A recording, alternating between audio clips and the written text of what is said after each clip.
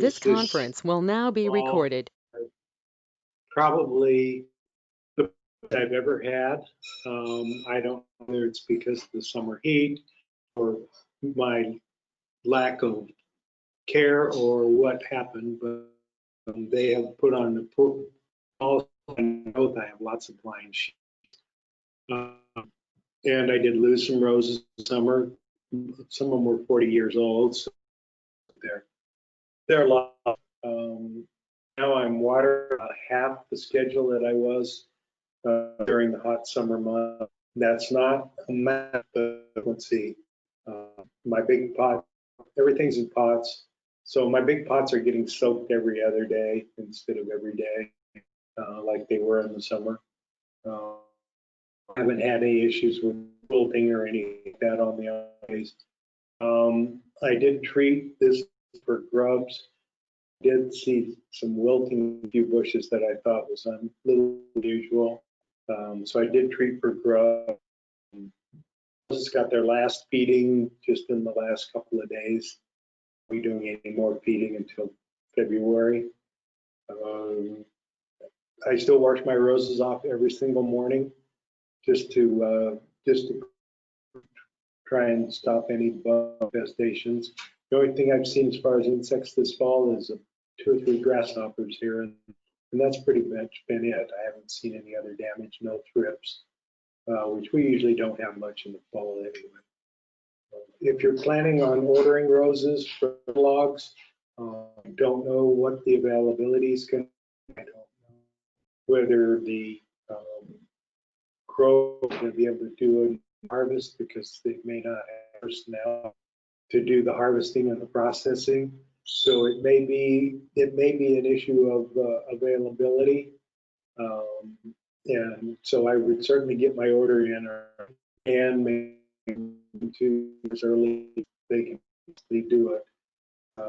Mid to early mid-January is ideal. Nothing after the 1st of February, hopefully. Actually, bare roots, if they're coming in containers, small pots, they can ship them anytime. It doesn't make that much difference. But you got questions?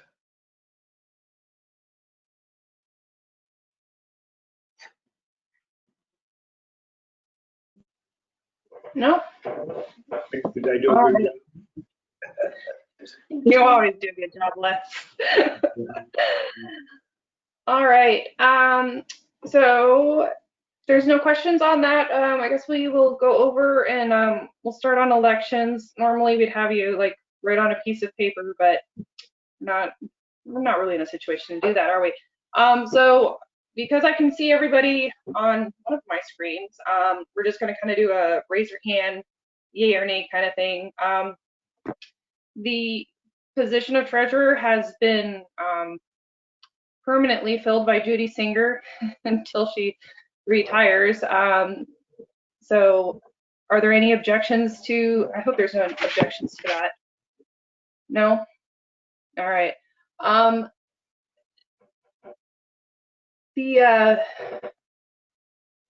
Diane? No. Sorry. Okay, Crystal is running again for president. Terry is going to step in to be vice president. And then Judy is the treasurer, and Marion Ecker has agreed to be the secretary. And then Crystal will be appointing 2 new people to be members at large.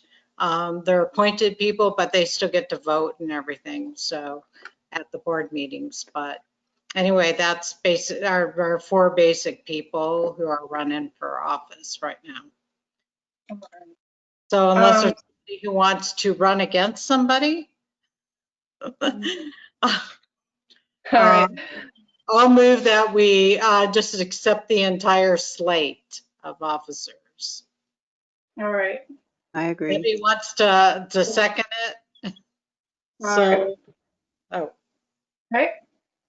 Good, yeah. Good. All right. Anybody opposed? Nope. All right. Well, thank you for Yay! At least we have some results on elections today. Thank you for that. We will be doing a formal installation next month. So that'll be our December meeting. We'll figure something out for that. Diane, do you want to introduce the program? Okay.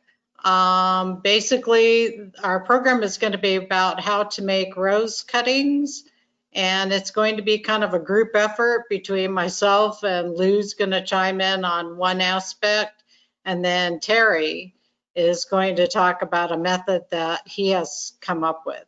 So are you going to make me the operator, Crystal? So I can.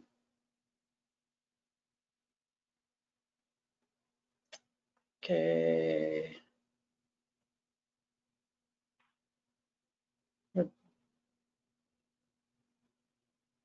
You open me the. All right, you should be able to do it now. Okay. Uh-oh, let's see. Does that? Yeah. Oh, Going to. darn it. Ask if everybody can see. Can everybody see that?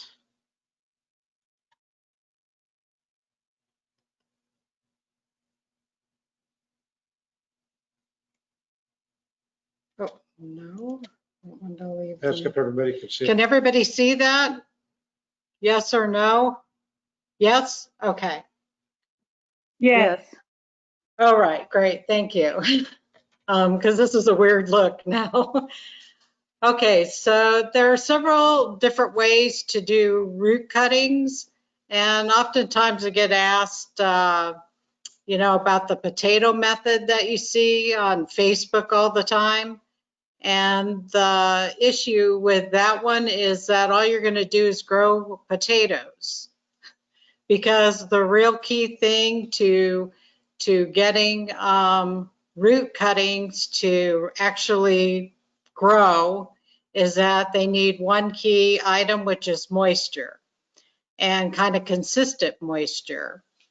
And that is basically what works. So all the methods that I'm going to talk about here, and Lou and Terry are going to talk about, it basically requires some kind of moisture.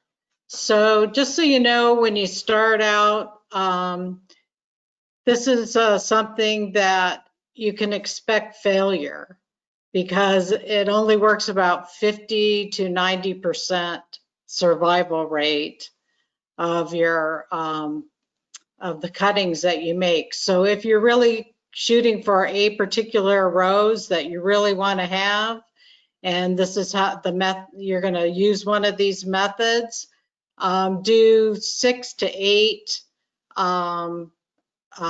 different cuttings of that rose, so you can hopefully get a few that will survive and grow. It takes a while. It requires a lot of patience.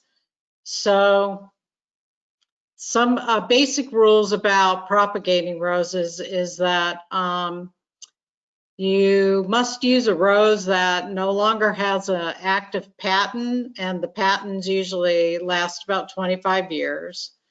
So you shouldn't be selling these roses. You can use a rose that's not in commerce anymore. So there's some that, you know, been around for a few years, but then they're no longer for sale anywhere. So you should be able to propagate it. You shouldn't really sell these roses. Most people just give them away if they have extra ones. There have been some situations where if you know a hybridizer, then you're able to talk to them and possibly get permission to do some newer roses from them, propagate them, because it's getting more and more difficult as different nurseries and rose growers are going out of business. We've already had a couple more that having a lot of trouble. And so that's something to think about. A lot of people are looking at doing this themselves or learning how to graft roses also. Let's see. So to get started, there's some very basic items that you need. One is called Hormidin 2. It is a white chalky powdery substance that's basically a rooting hormone. And mostly you have to buy it online. You probably can get it through Amazon, easy enough. The other thing you need is a soil mixture that's half peat moss and half perlite mixture. So you want to do a 50-50 deal.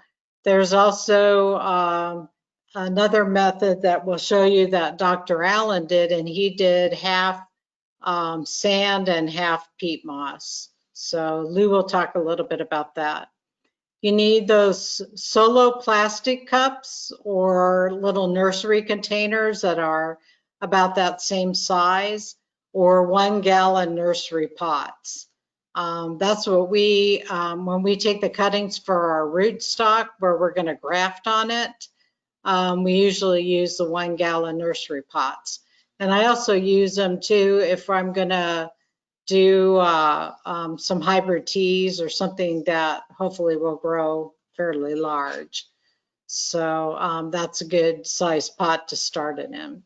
Then of course you need pruning shears, a pocket knife, a dowel that's probably about a 1/2 inch thick, and use that to make a hole in the middle of your soil mixture to insert your cutting that you're going to be rooting.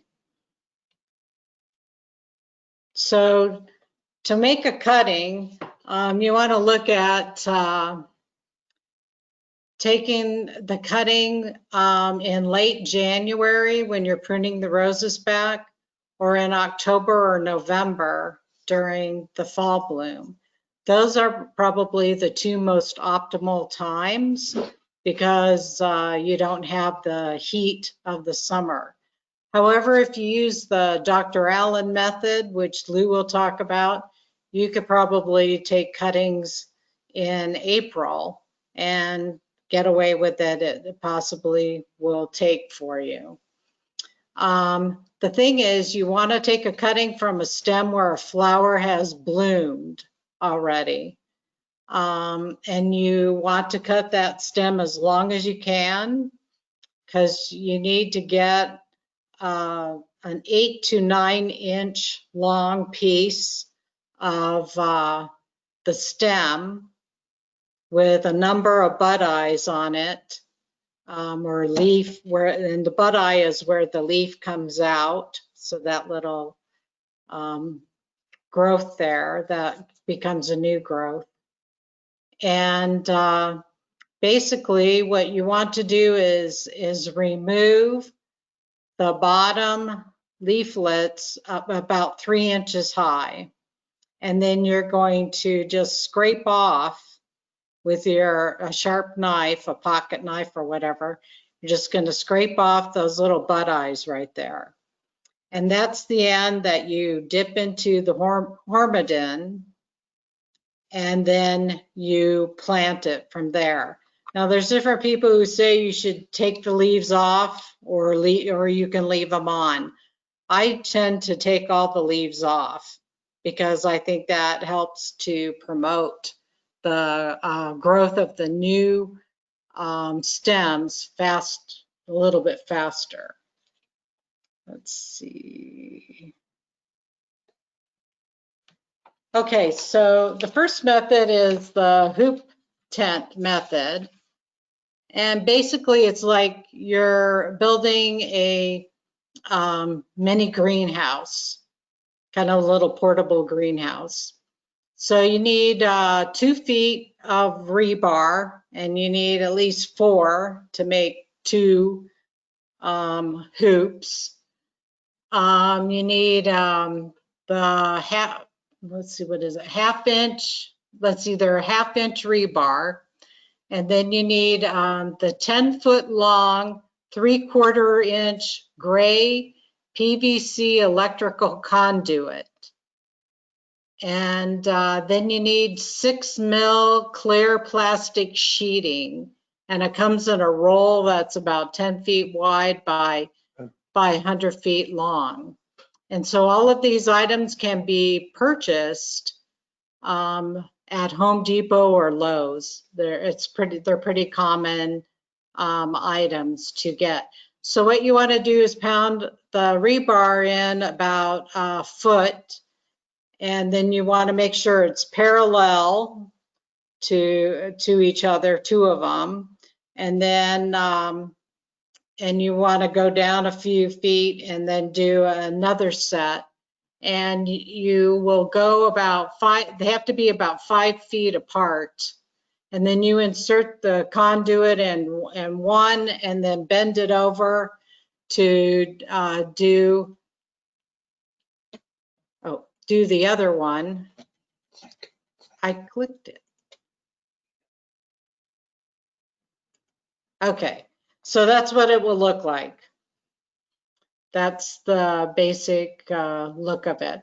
And then what you want to do is throw you just want it to be one layer, and just throw it over your plastic sheeting over. You of course have to cut it down, but you want it to go a couple of feet out on either side on the ground so that you can put rocks around it. Because you see I have rocks in the back here, and we use those to kind of anchor down everything. And you want it to cover all 4 sides. So you want it to go over, and then both ends you want totally covered. So you'll put your plants inside it, your cuttings that you make, and you will water them once a day in the evening. And when you water it, you also have to water the ground around there, because what you're trying to do is overnight, it'll be all sealed up, and you'll get a lot of moisture. In the morning, you'll see lots of moisture on the inside, and that's what you want it to do. If it's over 70 degrees during the day, then you're going to have to open up both sides and kind of connect them to, secure them somehow on the top there, or fold it over. And basically you need the airflow through there if it's over 70 degrees, because otherwise they will cook. So, and then you'll water it and then close it up at night. So that's basically the key of doing that. It takes about 2 weeks before you start seeing growth. You want to keep it up for about 3 weeks and then gradually taper off with keeping them underneath there or completely covered up all the time. And let's see.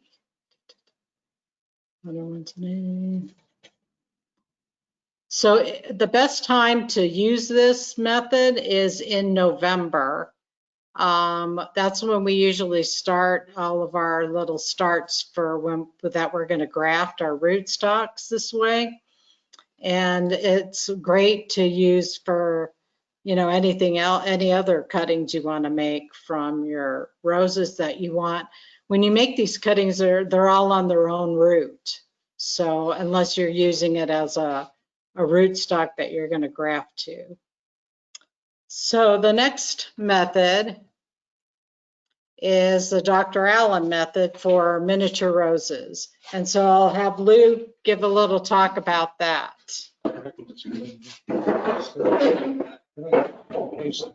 Okay, go.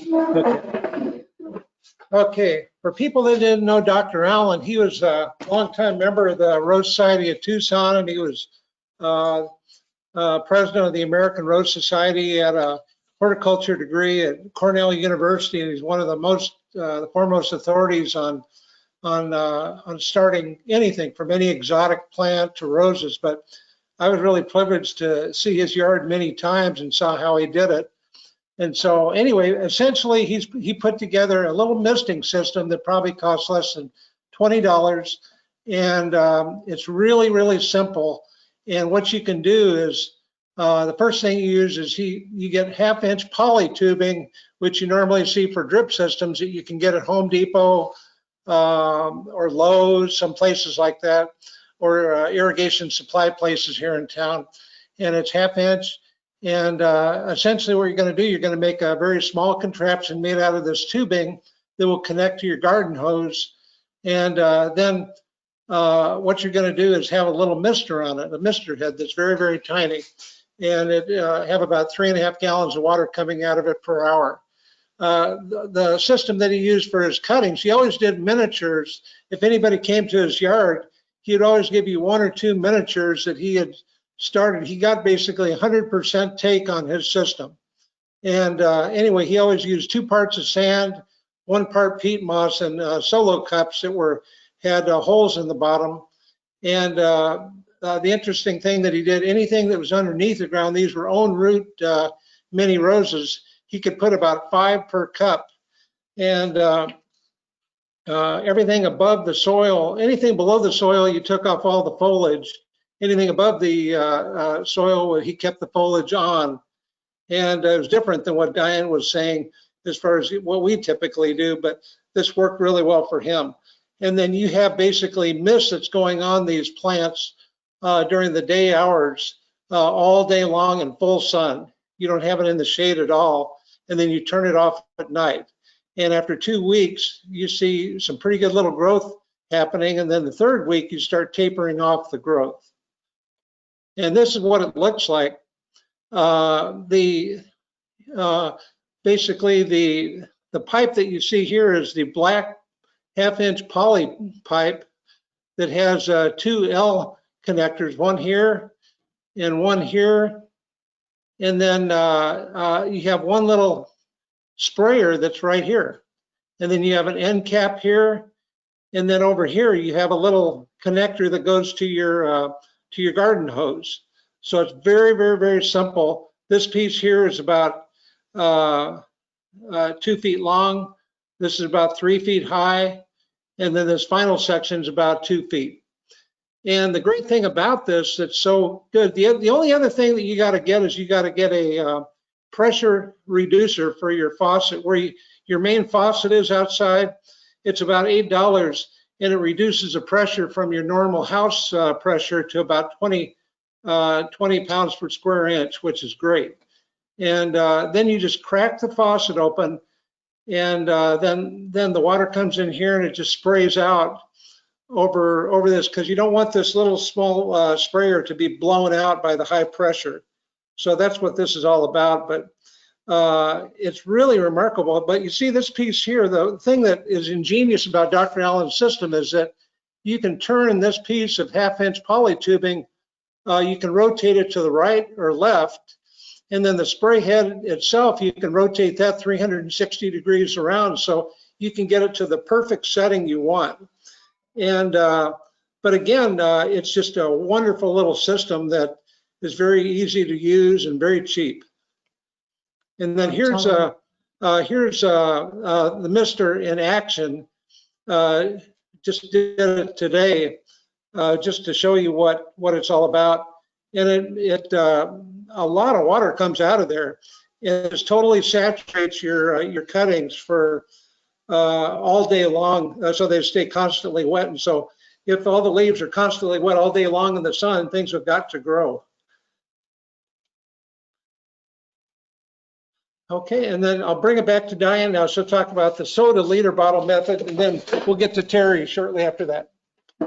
Okay, so if you don't want to make all that stuff, you could just get liter bottles of soda and of course empty them. And they need to be clear, not the green one, but a clear one. And you're going to cut off the bottom, about 3 inches or so of it. And then you want to keep the screw top lid. So, and then clean it out really good on the inside. and remove all the labeling so that it's a totally clear container. And the great thing about this is you set up all of your cuttings, as I told you before, when you dip them in the Hormidin and put them in the best thing to use is to put them in the 1 gallon nursery containers, because you can put that that soda bottle over the top of the cutting, and it fits perfectly into the circumference of that nursery container, the 1 gallon nursery container. So that you can just keep on your patio, have some indirect lighting, or even a little bit of lighting in the morning, a little bit of sun in the morning. And you want to water those cuttings daily. And you remove the lid on the very top, the screw top, during the day. And then at night, after you've watered it, then put it back on, and then it'll create all the humidity and everything that you need to get everything going. So that's another method that you can use to try if you want to do something just really simple. And one thing is you can't put multiple cuttings, if you want, into a single container, a larger container.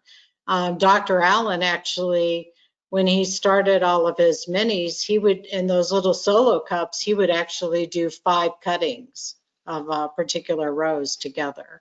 So there's that method.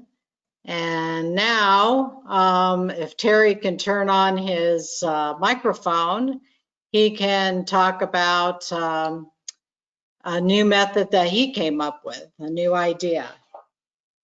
Well, actually, it wasn't really my idea. I've seen this on YouTube before, where you take a storage container that's translucent, and the people on YouTube have put them in their house under a grow light, and they would put cellophane wrap over the top and make it a little sweat box. But what I did is I bought this at the Container Store, and you can see these clamps here where the lid snaps down on it. Oh, did we lose it? Don't touch it. Yeah. Sorry. Yikes. That might have been me. Hang on. Okay. All right. You have on your PowerPoint, Diane. Yes, I don't know what happened. I didn't. I don't think I touched anything. No. You gotta try something, Diane. Me, I made you a presenter, and apparently I wasn't supposed to. All right. Okay, Okay. Screen. so I'll let you control the slides, Diane, as I Okay, ramble. here we are. Okay, we're back on. Okay. Okay, go ahead. So basically, you can find this. This is about 12 inches high by maybe 1.5 feet, maybe 2 feet wide, and I got it at the Container Store. So what you want to do is, I take a Clorox wipe and I wipe out the inside, because you don't want any bacteria, because you're basically going to make a sweat box. So you want to have it pretty clean. So you do that, and then you can go ahead and move that slide. Click to the left. Okay. What are you talking? Okay. Yeah, no, they're fine. Click it. And then I'll put a couple of paper towels down in the bottom there. And then I'll do my cuttings. And I do my cuttings in using the Hormidin. And also I get those little 6-pack holders. You can get a bunch of them on Amazon, or you can just save the ones you use from your bedding plants. And I'll do like, I like the half peat, half sand is the best, but you can use any seed starting soil mix. You want to get it pre-moistened, so it'll be kind of sticky. And then you pack it into your seed trays, use the dowel method, and dip the cutting in some water, and then into the Hormidin, and then put it down into that hole you made with a dowel. The reason you want to make that hole is so you don't knock off that hormone powder when you put it in there. So you can see here, I got like 24 cuttings in that box. And you can see that these are already sprouting out. After 2 weeks, they start pushing out stuff like, there you go. You can see the leaves already coming out on them. And what I'm using to water them is distilled water, because it doesn't have any chlorine or anything like that. So I'll keep the soil moist but not saturated, and then I put the distilled water in a spray bottle. You turn the nozzle so you get like this stream, and then I water them just a couple of squirts per chamber, and then I'll mist the whole thing, and I'll snap the lid back on it, and it creates like a little greenhouse. Now it's outside, but it's on the north side of the house, so no sun is touching it, but it gets very strong indirect light. You've got to have good indirect light, and you can see how sweaty it gets in there. So it keeps them moist, so you don't want them to dry out. And looks like out of the 24, maybe I'll have like about a 70% take on them so far. And this rose in particular is one I got from Sandy Miller. It's called Oyster Pearl. It's a sport of Bewitched. And it was from Zimbabwe, the guy who patented it, but it's no longer in commerce. So if the ones I get take, I can give them away if anybody wants them. But after they get leafed out a little bit more, then I'll probably keep the top of the lid off in the daytime and then put it on at night. But the nice thing about this is it keeps the moisture in, and also if you get a cold night, it protects them from any frost that might hurt the tender little cuttings. So it seems like it's a good method. So, and it's easy and it's compact. You don't have to do a lot of stuff to it. So that's our last method. And I just wanted to show, I did a few earlier this spring, and this one's a Dr. John Dickman that I started just because I had a bunch of cuttings from pruning, and so I thought I'd see what it would grow. And so this is how much it's grown in just, you know, maybe 8-9 months total. And these are, I have several of these are the white tombstone rose. So I was looking to see if I can get them to grow as well. They're from my neighbor's bush. So anyway, that's what the final product comes out to be. And within about a year, you'll definitely, the minis will be fine. In about a year, they'll be pretty much growing normally. And the standard size roses, it probably takes a good 2 years for them to really get, you know, some nice canes and really get growing on their own roots. So that's it, unless anybody has any questions.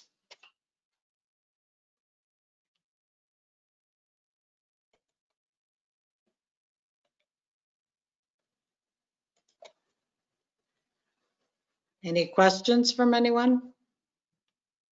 Oh, you can write them. Go ahead. Well, I'm sort of in awe, to be honest.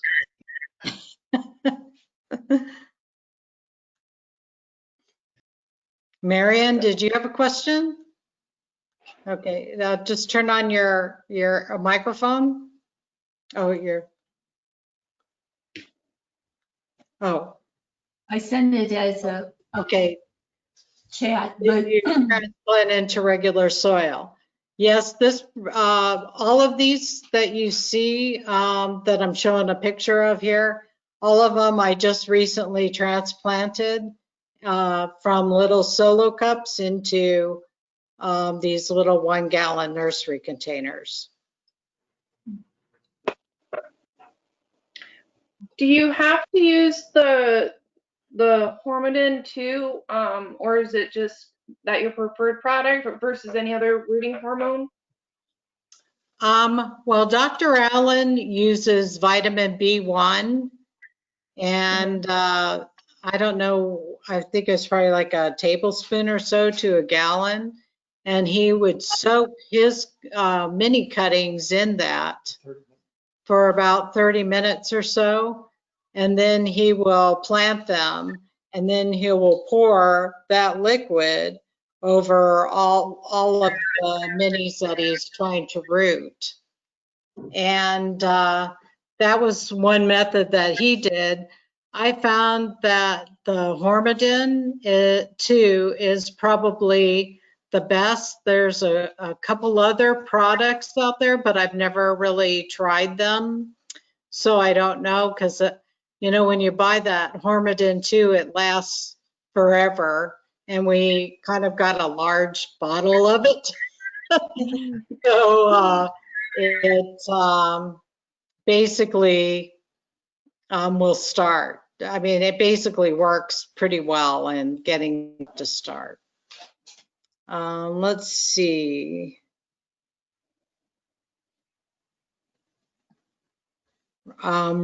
What is that? Root Riot or Roar Riot Start Cubes for root cuttings? I don't know what that is, so I couldn't tell you, Army, what the answer to your question there. Okay. Is it some kind of a solid type of starting cube or what? Yes. Yeah, use it to seed vegetable seeds. Oh, Looks like little cubes, and it has a hole that you could just stick, you know, with a rooting hormone. You could mm-hmm. stick your cutting in there. I bought don't it at some nursery. Uh-huh. How deep is it? Because I tried to.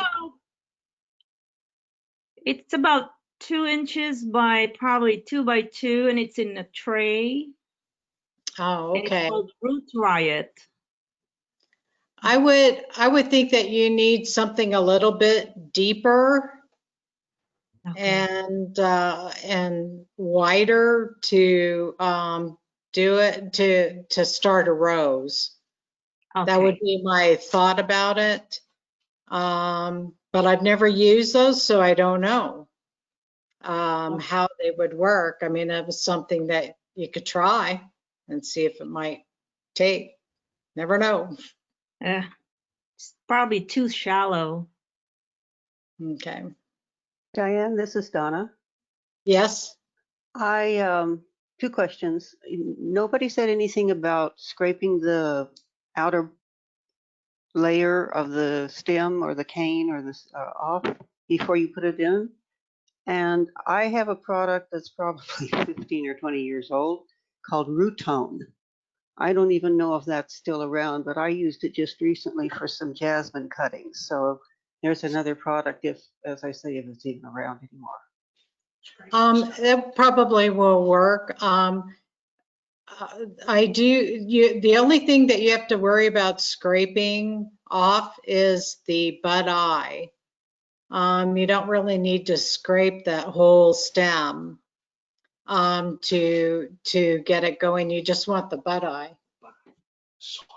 Yeah, just the bud eye under the soil that you're going to put under the soil. So the bottom 3 inches of your 8 or 9 inch branch that you're going to use to make your cutting. Good, thank you. Hey, Diane, Yes. I do the little bit of scraping that you talk about. When I'm doing my cuttings, I'm cutting them fresh, and then I'll make my cut, and then I'll wound it a little more at the very bottom. But my cuttings are only maybe 6 inches long because I'm using those small trays. But I do actually do a little extra wounding as a cut, and so I'm scraping off right at the cut, in addition to the cut, and then dipping it into the hormone just to give it more of a surface that'll maybe contact, and that seems to help too. Okay. Yeah, Lou says that Dr. Allen would do that as well sometimes. So Do you have to have bud eyes underneath the soil level? Is that required, or you have to what again? do you have to have a bud eye underneath the soil, or No, it's cut out. when you're?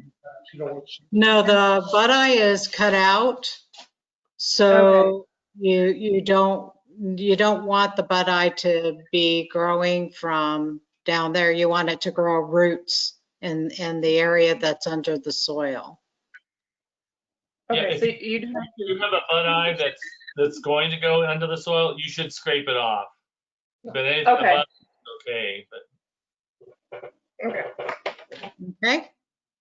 Okay. All right. Number 6. Any other questions?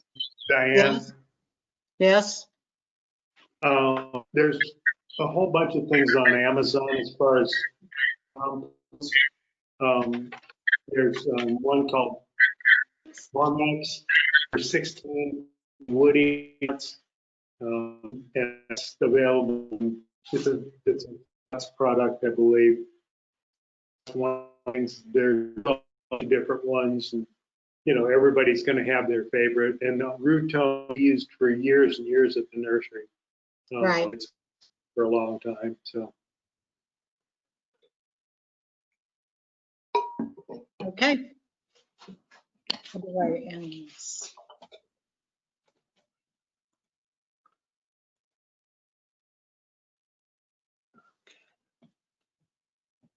Now, how do you get out of here? I don't know. So go ahead and take over the meeting again, then, Crystal. All right. Let's see. Thank you.